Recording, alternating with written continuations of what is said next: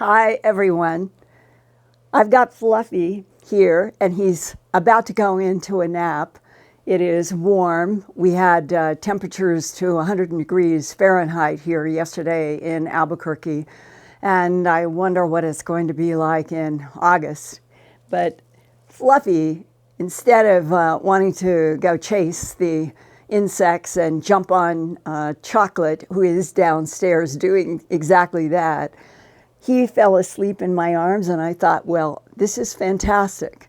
I'm going to open up on this July 8th of 2020, where most everybody has got warmth everywhere, with my dear Fluffy falling asleep before I go live in a broadcast to all of you, who I love very much, and I know how much you love your cats, your dogs, your families, and I'm so glad that we have that in this age of COVID. You know, 10 months ago, in August of 2019, we'll see Fluffy's tail. I was in Utah, and I was working with Prometheus Studios on the new Skinwalker Ranch series for the History Channel. And one of the many mysteries about the ranch is at least 3 centuries of Navajo and Ute Indians warning about shape-shifting skinwalkers in the Uintah Basin. For Navajos, a skinwalker is a dangerous witch who has the power to disguise themselves as an animal. The Navajo teach that there are places where both good and evil are present at the same time. And the now famous Skinwalker Ranch in the Uintah Basin near Vernal, Utah, has had a history of red glowing lights in the house, UFOs in the sky and near the ground, animal mutilations, circles imprinted in the ground, and ominous shadow presences that interfere with camera equipment and human minds on that ranch. In fact, UFO phenomena in the Uintah Basin of Utah was reported as far back as 1776 by a Franciscan missionary who described strange fireballs in the sky over the Uintah Basin area. Now, back on May 25th, 1980, that was the first broadcast of my TV documentary, A Strange Harvest. And that was a 9-month investigation that I did 18 hours a day without let up, to investigate and try to get to the bottom of the bloodless, trackless animal mutilations that were in Colorado, the surrounding states, and I came to learn was happening in both hemispheres, had been for some time, and the MO was always bloodless, same excisions, and very often no tracks, even in dust, around a 2,000-pound bull. And the sheriff and the deputy would look at each other and say, there's only one way this happened. Something from above lowered this animal here. I was director of special projects at the CBS station in Denver then, and after that broadcast about the animal mutilations, I had a lot of people contact me anonymously with more information. And one was an engineer who worked at Martin Marietta. He said that he had talked with miners at the Climax mine in Colorado's Rocky Mountains, where the valuable ore was first mined in 1915. He was told that after World War II in the late 1940s, miners had seen UFOs emit beams down into the Climax molybdenum mine. The Martin Marietta engineer's assumption was that the UFO beams were somehow extracting molybdenum from the mines. Molybdenum is a valuable metal that can take a lot of heat and is used as an alloy to strengthen steel. Now, remembering that discussion about UFO phenomena interested in molybdenum, when I was getting ready to travel to the Fort Duchesne in Vernal, Utah region last August to join the Skinwalker Ranch production, I wanted to know if there were any molybdenum mines in the Uintah Basin. And I found the answer was yes. On pages 91 to 92 in this 1961, The Mineral Resources of Uintah County. It's from the Utah Geological and Mineralogical Survey from the University of Utah in Salt Lake City, Utah, and it was done by Robert G. Pruitt, Jr., June of 1961, who worked in the Utah Geological and Mineralogical Survey. Under a section entitled Molybdenum, the University of Utah report states, quote, "An unusual and interesting occurrence of molybdenum is reported by Hess in 1923 near Ouray, Utah, which is about 20 miles south of Vernal. There, ilsamanite, an amorphous water-soluble molybdenum salt, is found in sandstone lenses of the Bridger Formation, which is tertiary in age, on the south side of the Duchesne River Valley," close quote. Now, Vernal is the county seat for the Uintah Basin in Utah, near where that H is in Uintah on that map. If you're up where a crow is flying high, or maybe even from a UFO, it is only 236 miles west, a little northwest, from the Climax Molybdenum, Colorado mine in the Rockies there to Vernal in the Uintah Basin. Look at that. So that research left me wondering if a key to the eerie phenomena in the Uintah Basin, and specifically the Skinwalker Ranch, could be because another intelligence, not human, has based itself for a long time deep underground below the Uintah Basin. Would remote viewers be able to find that out? 1 year ago, on June 11, 2019, New York City writer Maureen Seberg reported for Medium.com in an article entitled "Street Magic in the Bronx, Savant Psychic X Displays Inexplicable Abilities."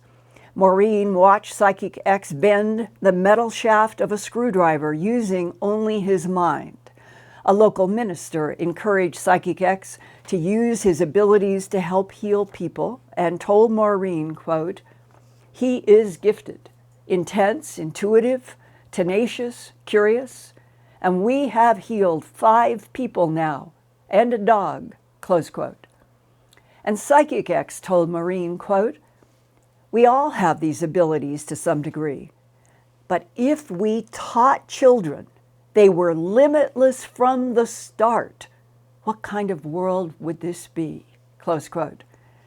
Part of Psychic X's great talent is remote viewing and astral projection. He has used those abilities behind the scenes to help research at the Skinwalker Ranch. And when I ask him, could the reason the Uintah Basin and the Skinwalker Ranch have had long histories of high strangeness, could it be because there is an alien, non-human base deep underground where the molybdenum might be? Here now is Psychic X with his remote view perspective from deep underneath the Skinwalker Ranch region. I've done viewing underneath Skinwalker, and it's my belief that there is a factory, a location where they build craft and build other things deep underground there. And that's one of the results that I had gotten from my reading. And the fact that they're picking up metals and materials to make craft is logical. Molybdenum? I don't know specifically all the metals that are used for it. I examined the location, and this factory that seems to not have a traditional entrance. There's not like a tunnel or a door or a flap or anything. It is just this space, very deep, over a mile straight down, behind the oldest cabin that is there on the ranch. Straight down from there is where you would find it. And there's been a lot of electrical phenomena of not only the UFOs that have appeared there, several different types of UFOs, but also strange energy occurrences, light displays, and a variety of other things. And so I believe that a large amount of these phenomena are direct cause of that factory down there and the advanced intelligences going back and forth. When you remote view down that mile, what do you see or sense or sketch are the specific types of non-humans? Well, it's kind of complicated, but the location that I drew, if you take a sphere and you cut it in half, so it's a domed, flat-bottomed factory in there, and against one of the walls is kind of a glass Pyrex kind of enclosure. And inside that enclosure are little spaces that have different types of raw materials and engineered and refined materials, and different parts of craft at different stages of development. So somehow they get into that location, into that giant half sphere, and then they somehow pass it through that Pyrex glass, whatever enclosure, into these containers. And they can go in and out of those containers and take what's needed to build the next level of something.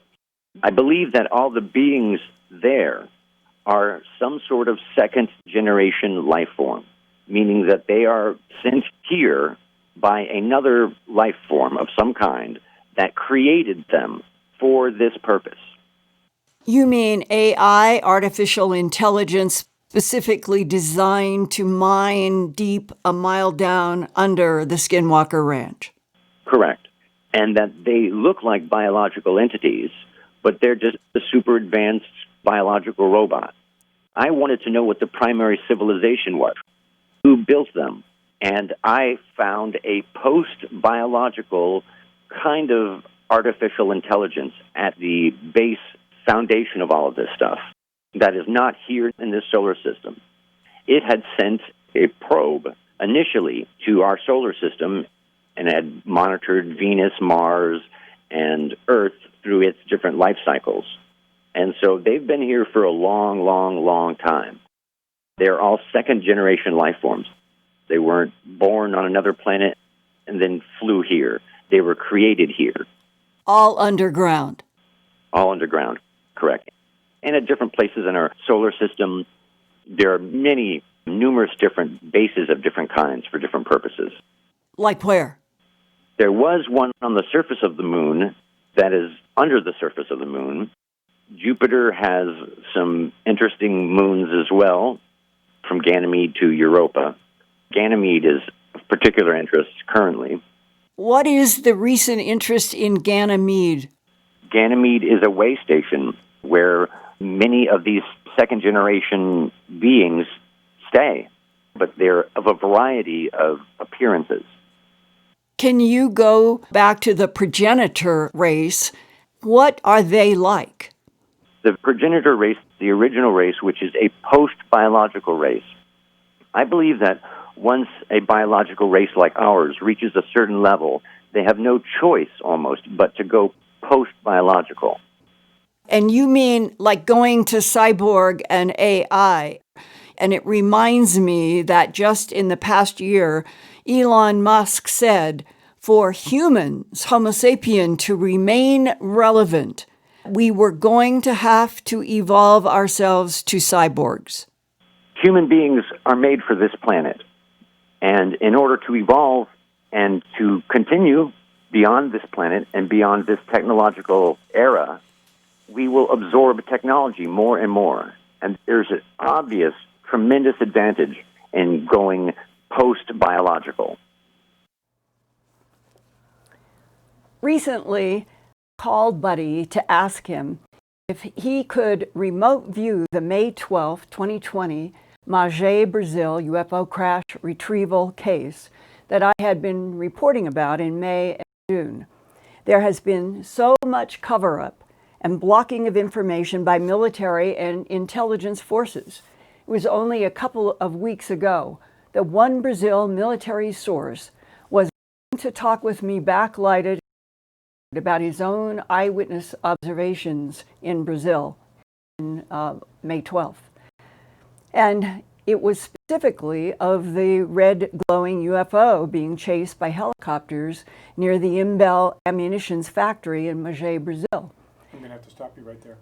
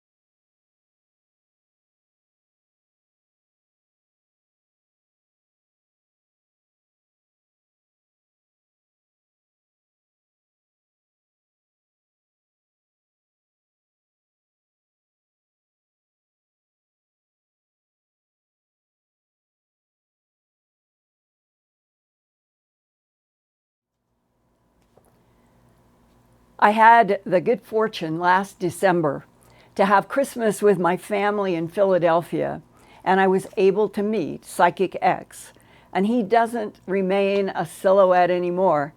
I am happy to introduce you to the kind, compassionate, brilliant Baron Bolton from the Bronx, hugging his furry soul, and known to all of his friends as Buddy, the producer of AlienProtocols.com. He will turn 52 in August this year as he continues to help scientists on the Skinwalker Ranch investigations and is always helping others with his healing powers. Recently, I called Buddy to ask if he could remote view the May 12, 2020 Mage Brazil UFO crash retrieval case that I was reporting about in May and June. There has been so much cover-up and blocking of information by military and intelligence forces. Only a couple of weeks ago, one Brazil military source was going to talk with me, backlighted and voice-altered, about his own eyewitness observations of the red glowing UFO being chased by helicopters near the Imbel ammunitions factory in Mage Brazil.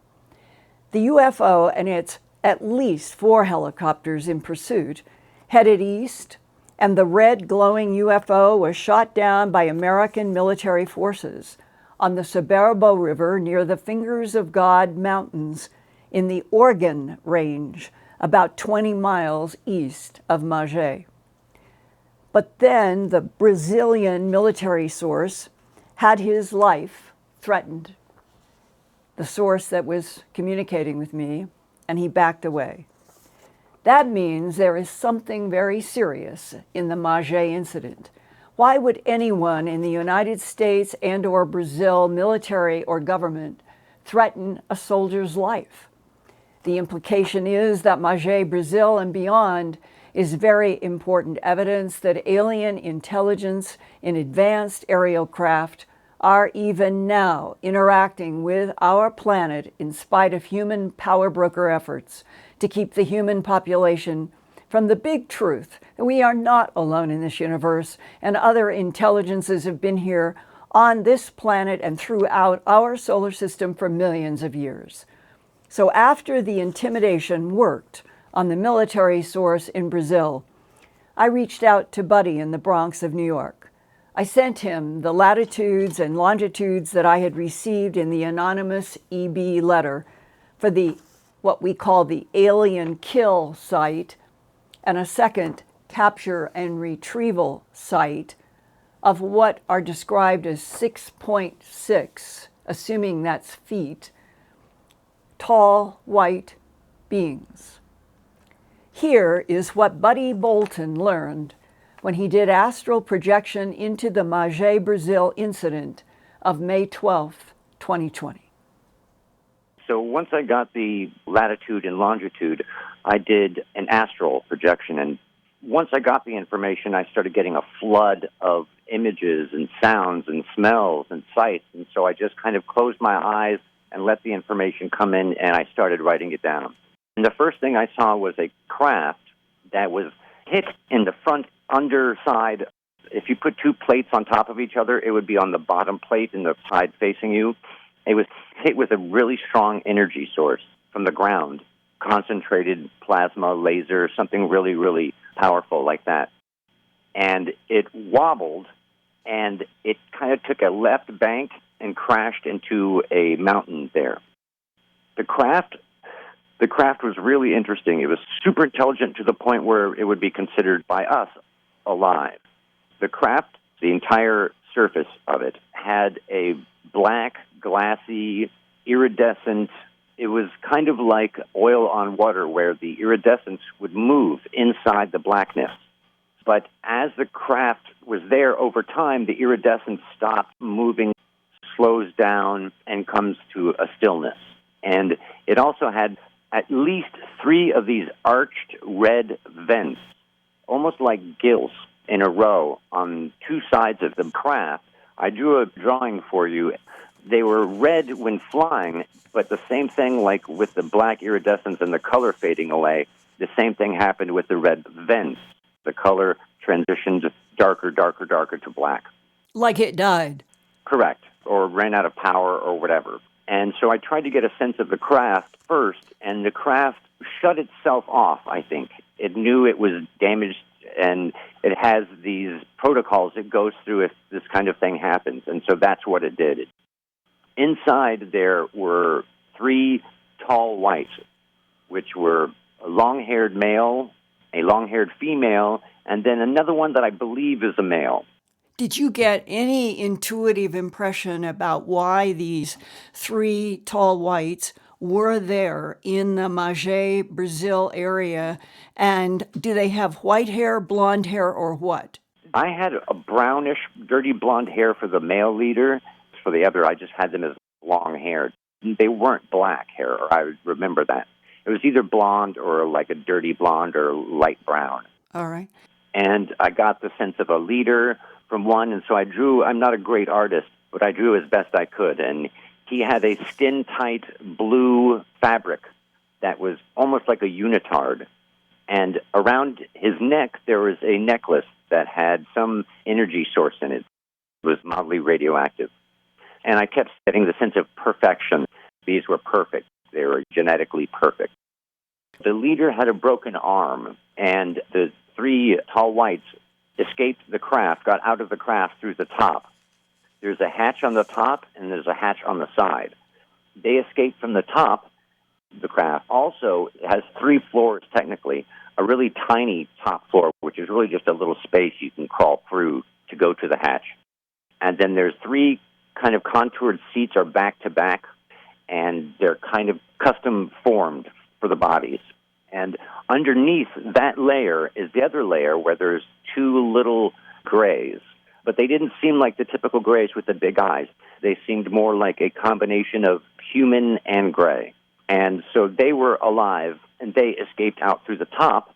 The 3 tall whites sensed that they were being attacked, and they were being approached by helicopters.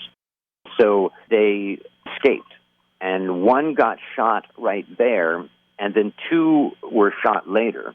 And 1 lived for a while after being shot and was speaking in Portuguese and said to someone leaning over him, why, in Portuguese. Any reply from the American or the Brazilian or whoever was there? It was a U.S. force, and it's a special unit. And I got some initials. I don't know if this is exactly the initials of the program or close, but I got JOSAP. Either it or close to that is the name of the program that operates this UFO shoot-down program. And it's not only in Brazil and Peru, it's all over South America and in Europe and different places in Africa. It is a force designed just to shoot down UFOs. And retrieve ones that have already crashed, or even to go to the locations of beings. Do you have any sense of what JOSAP might stand for? I don't. In your remote viewing, astral projection, do you get any impression about why humans on this planet have some sort of an operation to shoot down UFOs? It's for the technology. The U.S. has a long history, and other countries have a long history of retrieving advanced technologies and trying to reverse engineer them. And, of course, it's to weaponize these things. That's why they would keep it a secret. No other reason to keep it a secret other than to weaponize. The program used to have other countries involved, but over time, now just been limited to the U.S. is the main force down there. And I even remember Luis Elizondo saying recently in a speech how the biggest stuff is happening in South America right now. He couldn't say any more.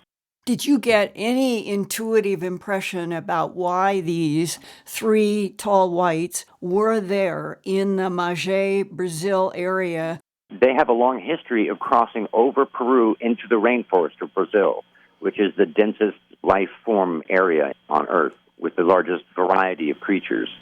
So they have been going there, getting the data, the information, and the biology, and taking samples, and there's a list of things that they're retrieving each mission, and then they take it back to an underwater base They store up enough of it at the underwater base, and then from there, it goes off-planet.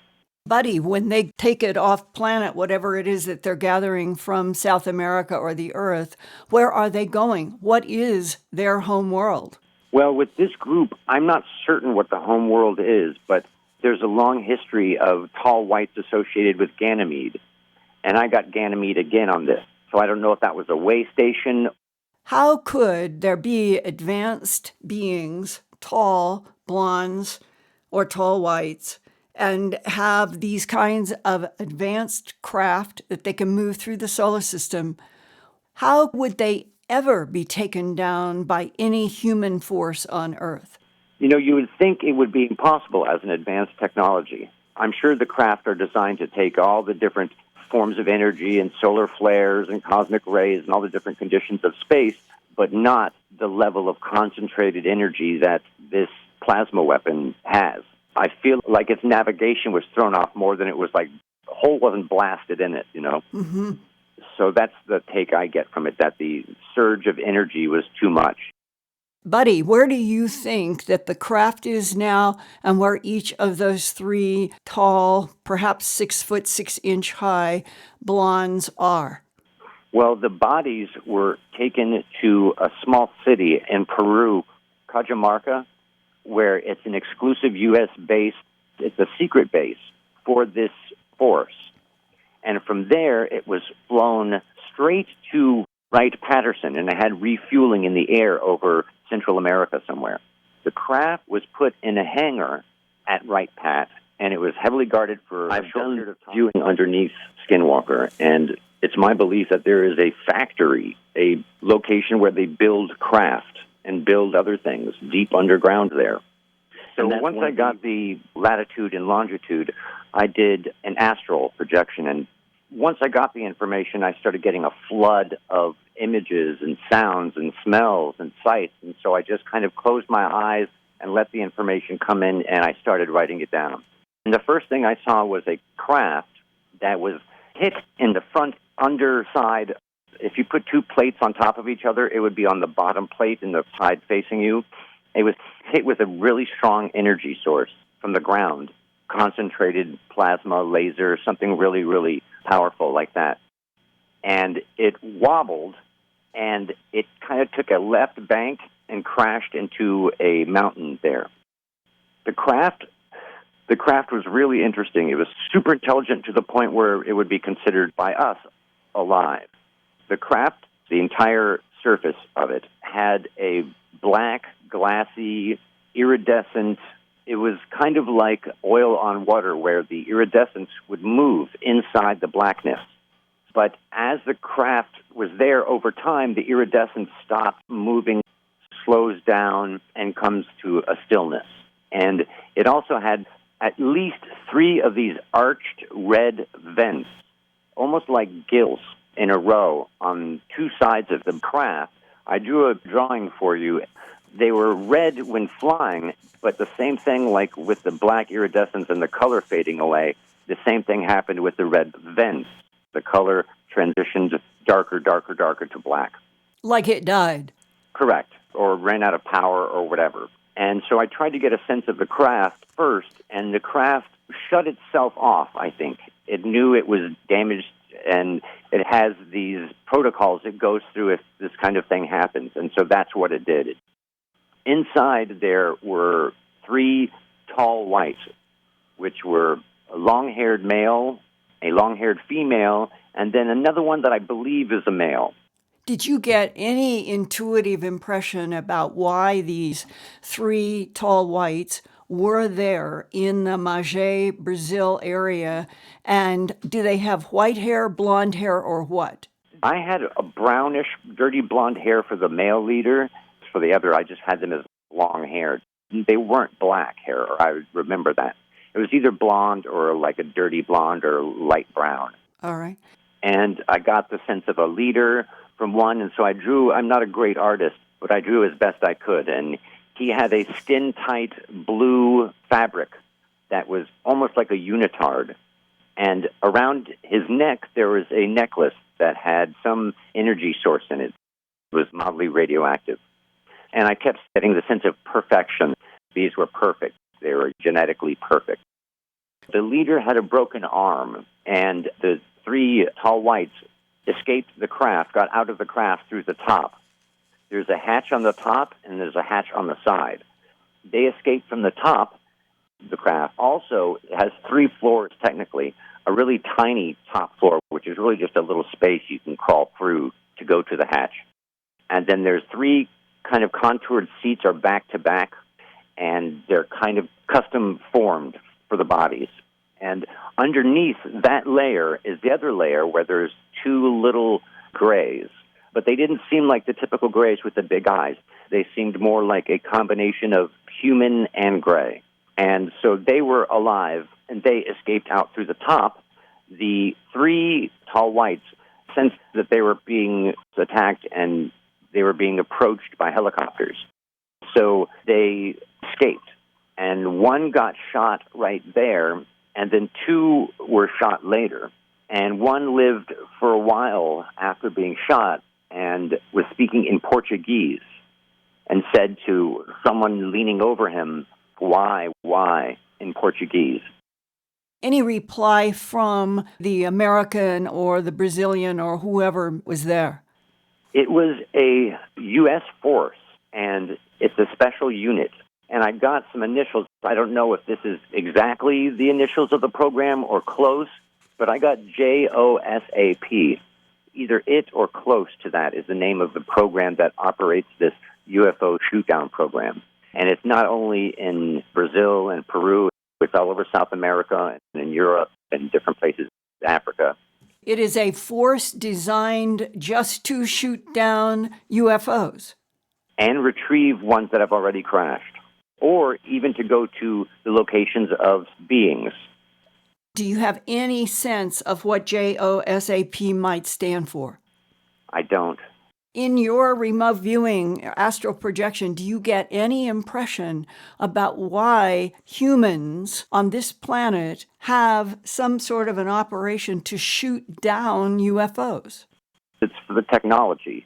The U.S. has a long history, and other countries have a long history of retrieving advanced technologies and trying to reverse engineer them. And, of course, it's to weaponize these things. That's why they would keep it a secret. No other reason to keep it a secret other than to weaponize. The program used to have other countries involved, but over time, now just been limited to the U.S. is the main force down there.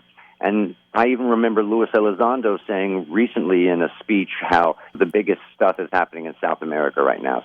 He couldn't say any more. Did you get any intuitive impression about why these 3 tall whites were there in the Mage Brazil area? They have a long history of crossing over Peru into the rainforest of Brazil, which is the densest life form area on Earth with the largest variety of creatures. So they have been going there, getting the data, the information, and the biology, and taking samples, and there's a list of things that they're retrieving each mission, and then they take it back to an underwater base. They store up enough of it at the underwater base, and then from there, it goes off-planet. Buddy, when they take it off planet, whatever it is that they're gathering from South America or the Earth, where are they going? What is their home world?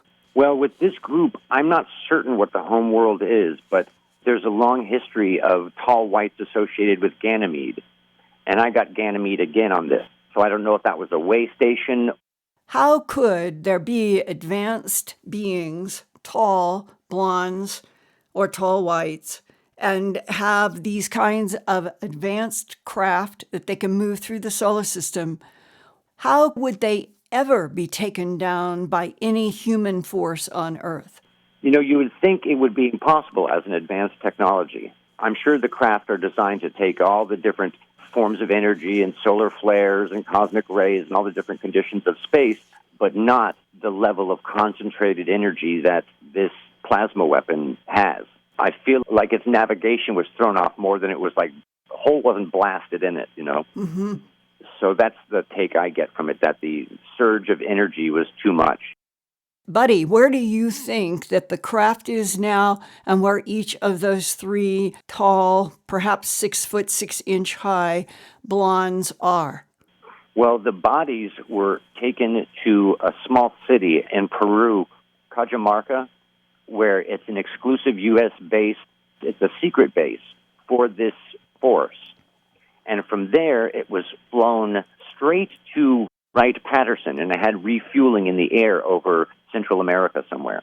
The craft was put in a hangar at Wright-Pat, and it was heavily guarded for a short period of time.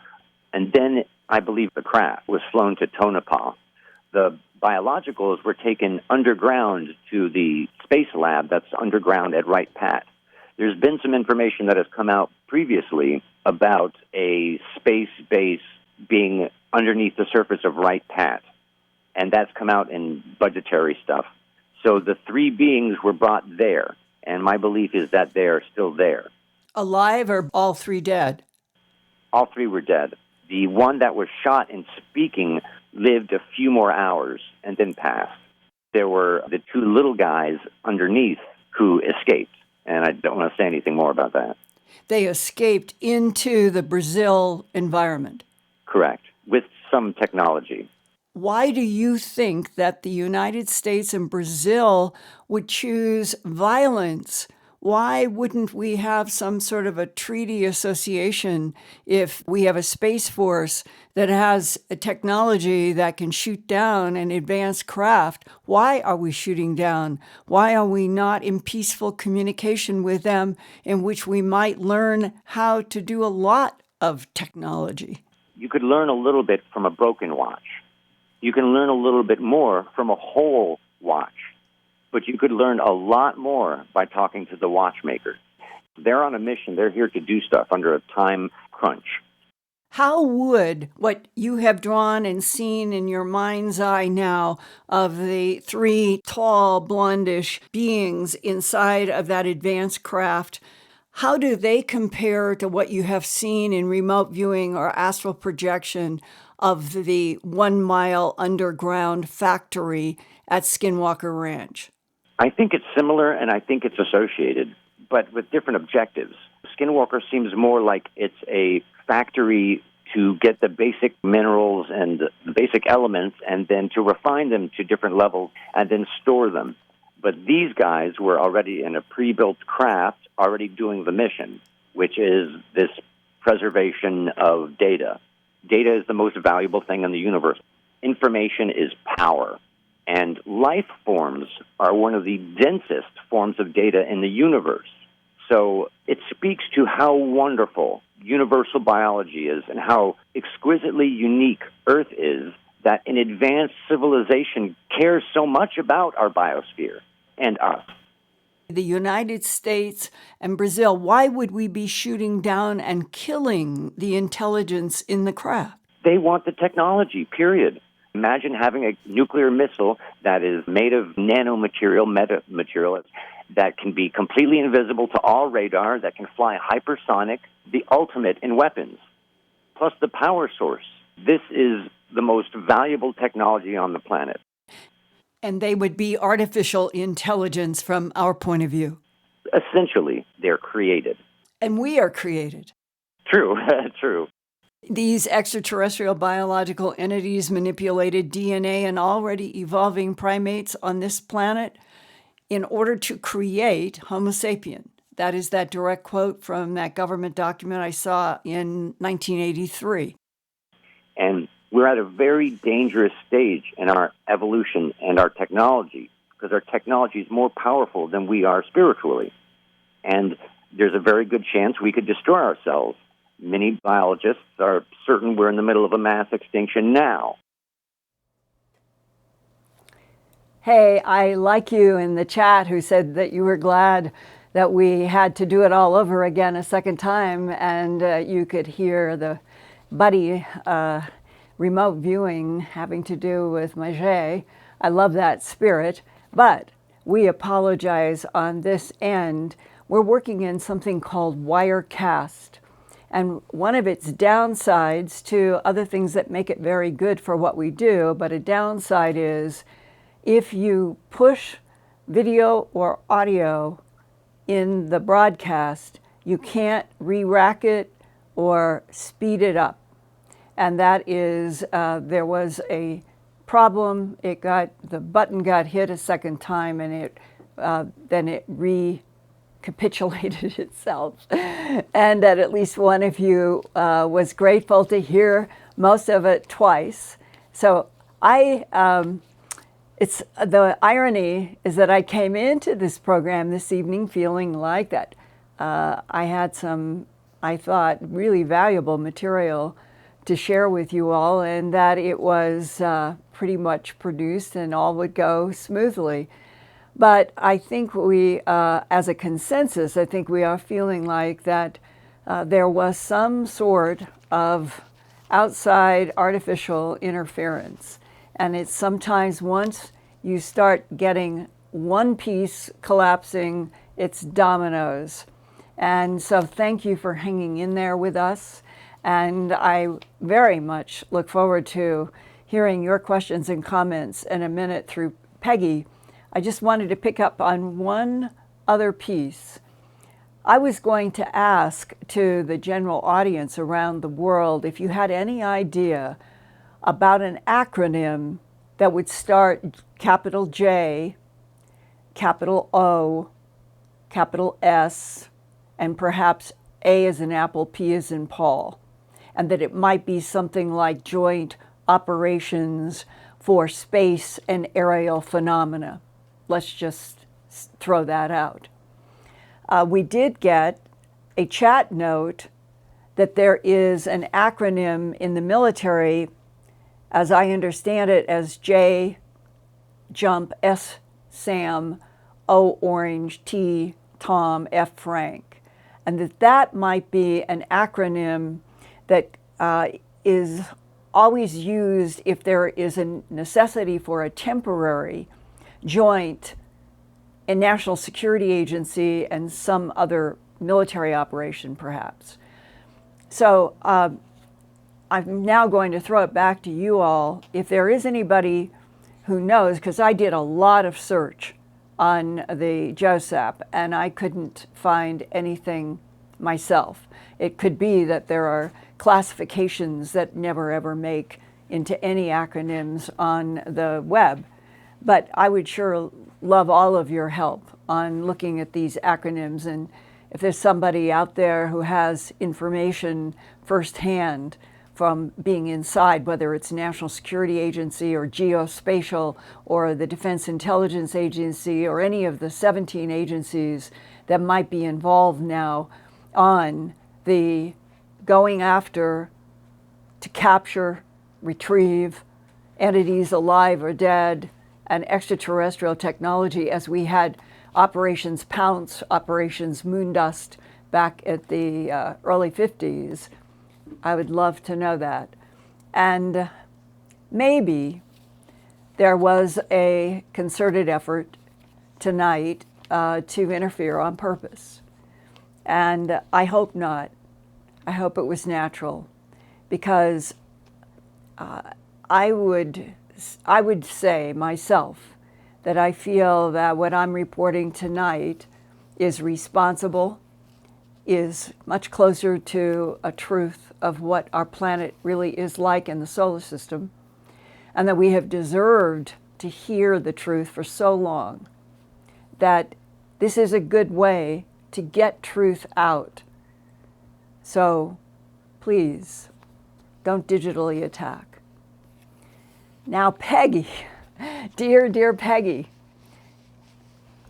we are now at 20 minutes after, and I know we're going to edit out those double things where it was the audio and the video weren't working right. So what I'd like to do is to go to questions and comments and go perhaps an extra 5 or 10 minutes after the bottom of the hour. Does that work with you? I think that works. All right.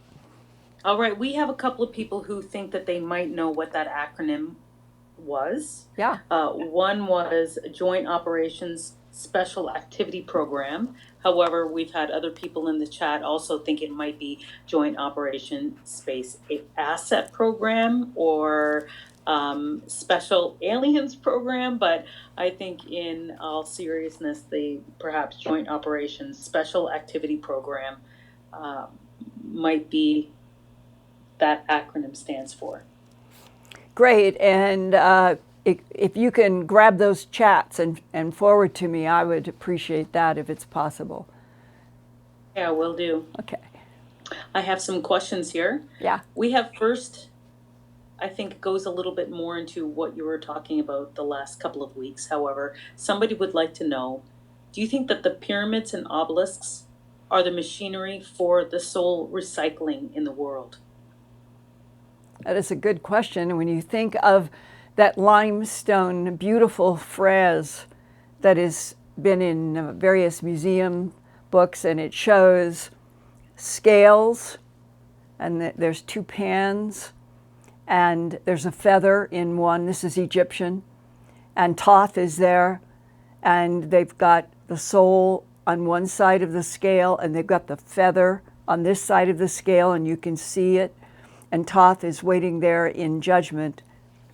And the way it is stated, that the hieroglyphs mean, if the soul is found to be lighter than the feather of truth, it will go on to heaven. If it is found to be heavier than the feather of truth, it goes straight forward into what?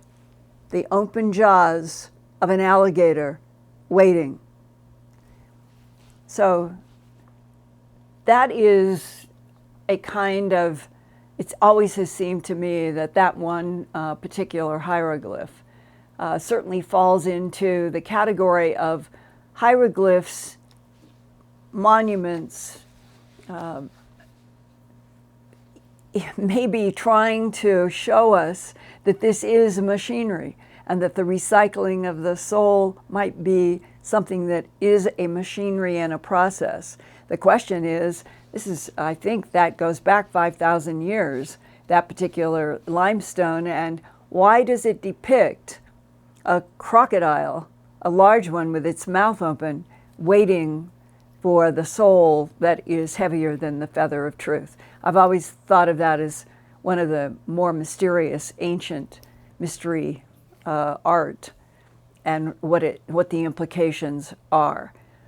Now, in terms of pyramids, I've talked quite a bit about that, and I personally am convinced that people in the abduction syndrome from Australia and New Zealand and every part of the world have been exposed in either little pieces or big pieces, that the pyramid shape and what it is made out of and where it is put on any spherical geometry can automatically generate energy and the ability to communicate, perhaps through entanglement in frequencies. So the pyramids, I think, are definitely machines, but they're not isolated.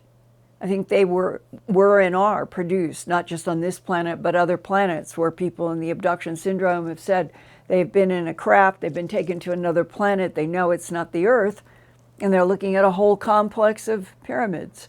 And there are other people who, throughout the ages, have talked about the pyramid builders, both here on the Earth and throughout the galaxy. And then if you have the pyramids, and you have something about a process related to soul reincarnation, then there are all of the other aspects of building with lots of spaces and hallways, as if the stone, the limestone, which is like a crystal, is put together in a sense to vibrate air in tunnels and spaces. And even though we aren't demonstrating that for ourselves today, it seems to me that if you put everything that's been written and said in the abduction syndrome having to do with advanced intelligences communicating with humans, even if they are in some kind of an abduction experience, that there has been a lot of communication, that the ancient limestone structures of the pyramids and the obelisks and all of the stuff in stone, that it was designed to be a machinery.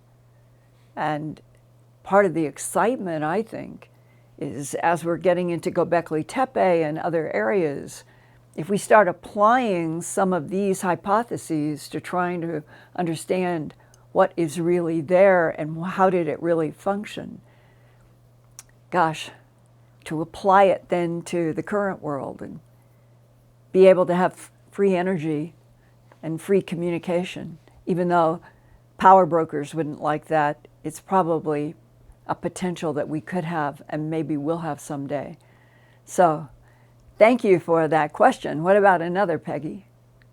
We have a viewer, I'm sorry I didn't catch the name of the viewer, and they said, how do you feel about aliens in disguise living among us? I've been a nurse for 33 years.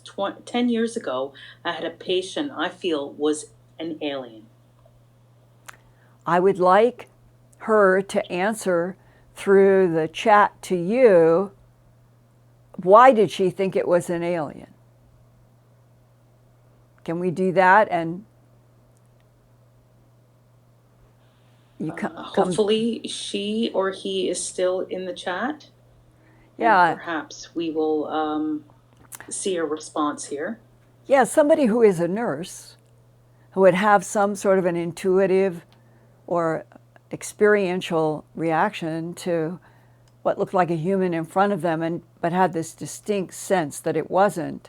That would be very interesting to talk. And just in the last 6 months, I would think, probably a dozen or more letters from people who have described, whether it was in England or New Zealand or the United States, a lot of different countries, the same kind of thing.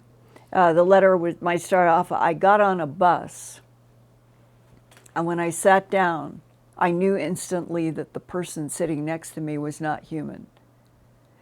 That is one of the strengths I think that we have as a species. There is something about the human soul, the human psyche, that we just seem to instantly know and pick up when we are in the presence of danger, if we can't see it. How many times in the pre-COVID age, when you would shake hands with people, how many of you have had that instant experience? This is an enemy, or this is danger, or, oh, this is a cool energy. There's a gamut that has come through handshakes. That's probably how handshakes started. And so the human has the ability to detect so much in the unseen. And that one phrase that Buddy used when he said, if only we taught children that there were no limits, what would this world be like? Meaning no limits to what they could try to do. That's part of what I think is the best part of humans. We have great spirit and great energy, and we don't give up easily. And that's part of, I think, why we're here. So has anybody had the ability to answer on the nurse? I would love to know. If she's not available now and she's listening and she can let me know what it was that she picked up on as a nurse, I would love to know. And then I'd be happy to share that next week. Absolutely. And I did ask that he email you directly regarding the experiences that he has as a nurse. How about another? Okay. So have you heard about all of these people channeling Pleiadians? Do you believe that this kind of communication is possible? The name, the Pleiadians, as star people, goes all the way back to the Incas in Peru and to Mesopotamia and to lots of parts of Europe.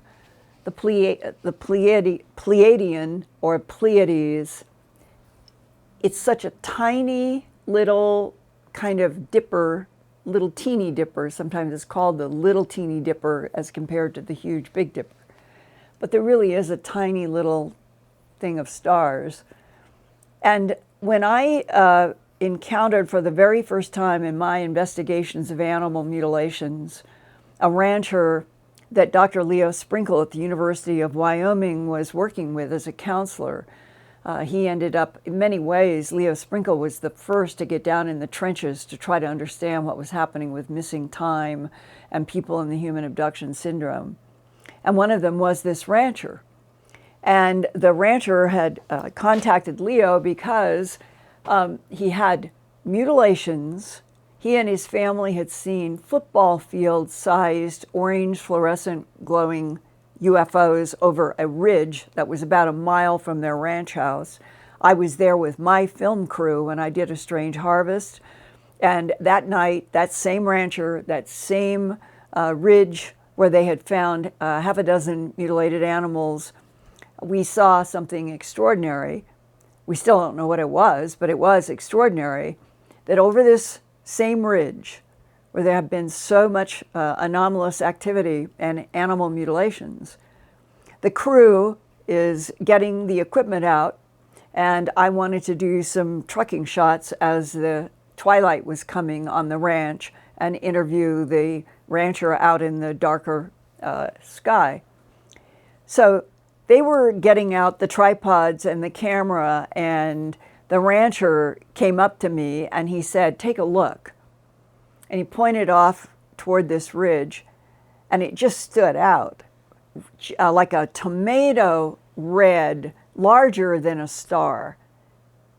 And I'm staring at that from my 4-year-old up to now love of astronomy and working with telescopes when I could in my life and loving the night sky and knowing at least enough to separate out our planets and recognizing certain stars and constellations. I'm now looking at something that is a color that it would be like, I'll show, this is Peggy's speaker. Imagine, in my mind's eye, remembering it would be this color. It would be that rich red, only coming up glowing about, like Venus, the way Venus is pretty bright, but now turn it that color red. So the crew hurried up, and we have all this bustling trying to see if we're going to be able to get this in the camera as the first thing that showed up on location at this Wyoming ranch. And I remember Rich Lerner was running camera and Mark O'Kane was on audio. And they came over to me and said, "Should we set up right here?" And I'm saying yes. And the rancher is standing there. And the four of us who are getting ready, we're going to film this thing that's coming up. It stops and it immediately starts down like this. As slow as it came up, it now goes down. And I turned to them and said, "That's not astronomical. There's nothing I know that comes up about 4 or 5 degrees and stops and then goes back down." And the rancher said, "Well, I told you. That's what we've been dealing with here for quite a while. And when we see those red ones, we're probably going to have a mutilation." And what all does that mean? Peggy, have we heard anything now from the nurse? So the nurse's name is William, and he said he's going to email you directly with the details of his experiences. All right. I very much look forward to that, and then I will try to share that with you guys next week. But let's go on to another question. A viewer would like to know, they think it's strange that we haven't seen any events that depict or show the competition between competing ET races. Are things happening that we are unaware of? Oh, I think I understand. Somebody tell Peggy if I'm interpreting this correctly. I think what you mean is if we have 3 advanced extraterrestrial civilizations from different solar systems. Or maybe 2 from the same and they fight each other there, but at least 3 different ones. Standing up reptiles, standing up blondes or whites, and the menagerie of grays that most everybody agrees now is largely artificial intelligence. Buddy calls it 2nd generation, can be 3rd generation. The progenitors may have started out as biological, and then they moved to AI and to cyborg. If we had 3 major competing extraterrestrial civilizations for 270 million years, which is what the DIA guy told me, wouldn't we see all kinds of conflict around us? I think that's what people are asking. Wouldn't it be more obvious? And I think that the answer, after the 41 years that I have been trying to understand this complex chess game, the answer is no. That in fact, the lack of interaction, the lack of specificity about who is friendly, who is neutral, and who is unfriendly, is in keeping with this being a planet that has been identified, just as the DIA guy told me in 1999, as a laboratory that is looked at by all 3 competing civilizations as a laboratory with these deep oceans. And a laboratory is to experiment in. So the last thing that the 3 competitors would want would be whatever they are mixing and matching in genes on the Earth to find out what it was they were doing. And since Homo sapiens sapien, this model, is in a string of models that I think that document that I was shown in 1983 is correct, extraterrestrial biological entities, manipulated DNA in already evolving primates to create Homo sapien. Homo erectus was the first, and there have been many, and we are now the current one. And as Buddy also said, there's a lot of biologists who are seriously wondering, are we going to be in a mass extinction? And then would this experiment of Homo sapiens sapien be gone from the universe forever? I don't think so. I think that we're being given a huge challenge in many ways, but we are reaching out. We're going to have 4 or 5 missions to Mars, if all goes well, in this month of July. We are definitely trying to get humans out into the solar system.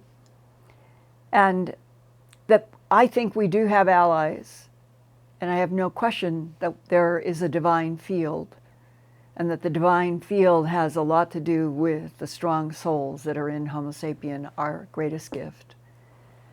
And that even now in this age of COVID, where some days it just feels unbearable, that if we can get through this period with each other as humans who can fight each other over anything, we also can love each other in a way that I'm not sure that any of those other species know. And so I don't think that whole scale, in your face, spaceships fighting is what anybody wants. Certainly not the Pentagon at this point. So that means that the conflict has always been sort of through manipulation of genes, through manipulation through holograms, that there are various experiments, don't know what the holograms are, and that in the laboratory situation, we are always being tested. And that puts us in a strange category as we become more and more conscious. And that's why I just deeply, to me, it's a soul pressure, why I do the work I do.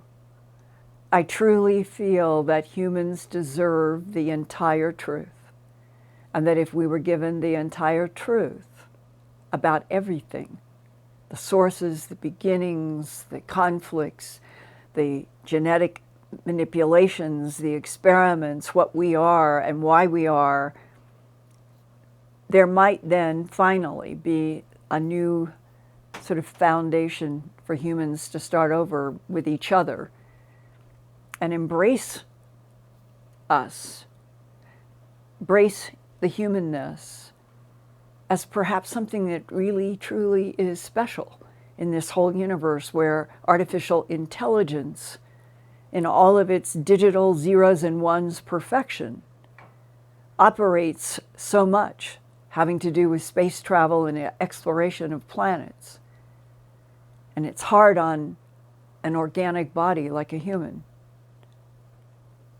But in the end, exactly as Buddy said, if information is what drives real intelligence, if gathering information about our past and our present and our future were given to the entire earth, and children were not denied knowledge, and they were encouraged that you can be anything you want to be. That's what my father always said to me. You can be anything you want to be. If we lived on a planet like that,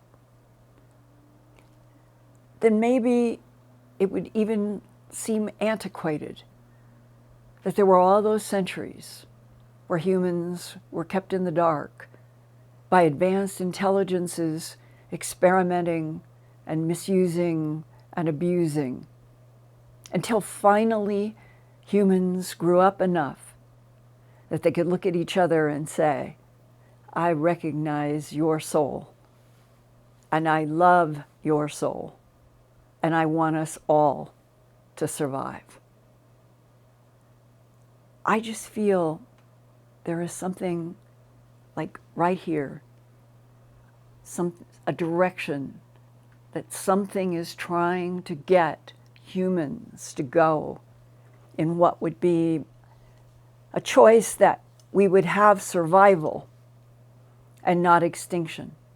And I felt exactly that in that crop formation that I talked to some of you about a couple of years ago when I started this Earthfiles YouTube. And maybe that is a good place to close out tonight's. And we will get all of the problems with the interference and all of that stuff, we'll get it edited out, and people will be able to come back and it'll all be one show. And thank you for understanding. But I would like to close out on this. It was my very first crop formation. I'm in England. I'm at Milk Hill. There are half a dozen other people. I had just gotten there. Airplane, getting into a cottage, and all I wanted to do was to get in one of these crop formations. They already said, you've got to go over to Milk Hill. And this group of us who ended up on the top, we're looking down. There's that big white horse that's carved, one of the chalk horses. And then it swoops down into this enormous, beautiful, beautiful field. And it was not a recognizable pattern. It was circles with paths making kind of undulating for 400 and I believe it was 430 feet, bigger than a football field. And there was kind of this joint agreement. Okay, we're going to go down through the tram line so we don't break any of the wheat. And nobody said anything else. You've just got 6 or 7 people that are full of energy and want to get in and see this. So we start down the hill, and I don't know why. That's the part of life. I'm just sort of drawn by energy to keep going down this tram line. I want to get further in, and everybody else stopped at one end. So where I stopped, I'm by myself because it's so huge. I'd gone down a lot further.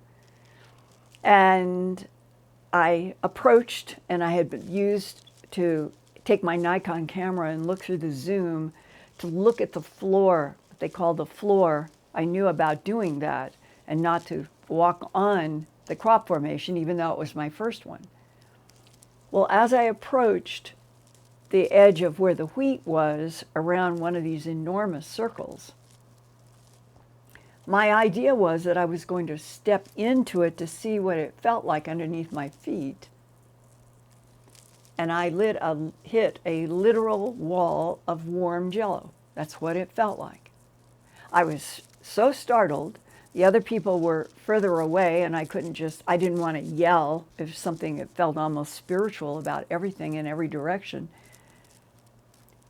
And so I just waited, and I kept doing this, and this warm jello that seemed to be around the edge of this big circle, it didn't give in. So I just started taking photographs sort of through whatever this was, feeling I'm being kept out. And then suddenly there was this sense that something changed, it was gone. I stepped in gingerly into this big circle, and it went around to a path that went on to another circle about another 100 feet. And that's the direction. I wanted to go as far as I could to the end of this enormous place. And I'm thinking about what could that have been, that warm jello blocking. Some people say it's some sort of an electrostatic effect. Well, when I got to the end, the very end, as far as you could go, I'm standing, I'm taking photos with my lens. And all of a sudden, it was just this feeling we were talking about. You get it with people, you get it with animals, you get it with plants. This was my first crop formation, and what suddenly was coming from the wheat around the circle end was like a thought voice. And the thought voice said, as clear as can be inside of my mind, life on this planet is not guaranteed. And with that thought word, came an image of a tiger that I had seen from like a jeep when I was down in Africa, and I was working on child survival, and I had seen a tiger close from a jeep with a hunter. And I still remembered those eyes and the penetration of absolutely intense intelligence. And that's exactly what I felt as those words came in my mind. The intelligence of a Bengal tiger. And yet, I felt absolutely no threat. It was like a communication of a paradigm, something I had not ever experienced before. And that was one of the gifts of being in crop formations. Many things like that happen. But that may be where we all are. We may be right there at the end of the last circle of a 430-foot pattern. And there's something out there saying, life is not guaranteed, but at the same time, provokes you to want to live, to want to learn, to want to explore, to want someday to know that we had bases, cities on Mars. I love you guys. Thank you for your patience tonight. I'll see you back here next week.